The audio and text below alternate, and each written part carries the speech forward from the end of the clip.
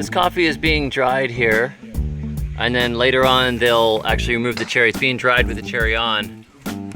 You leave the cherry on and it absorbs the flavor of the cherry comes into it. So it's a sweeter coffee. So this is supposed to have more fruit, more of the fruit flavor. The more expensive one is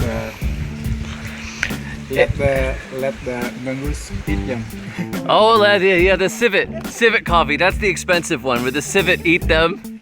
Which this is famous. This area is famous for this, right? Yeah, Luwak coffee is the most expensive coffee here. Sumatra, yeah, North Sumatra. Yeah, also in Bali. I think. Also in Bali. Yeah. Also in Bali. Someone in the past, I remember that when my grandma early morning went out and then collect the dirt of the, what do you call it? The droppings. The droppings of the civet. Yeah, and then dry it like this, and after that wash it, and we have a good coffee. You have good coffee. I have to try that.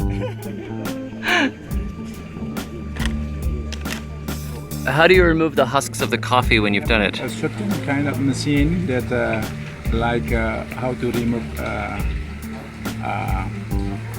paddy skin like that, and then after that we will have the seed. Mm-hmm. And then you'll roast the seeds and make your coffee. In the past we use a traditional way, just put them in one hole like that, made of wood. So we use wood also to hit it. Mortar and pestle. Cross them, and after that we blow all the skin. Like Yeah.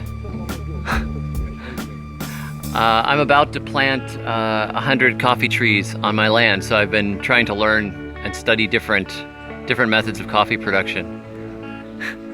This is very nice.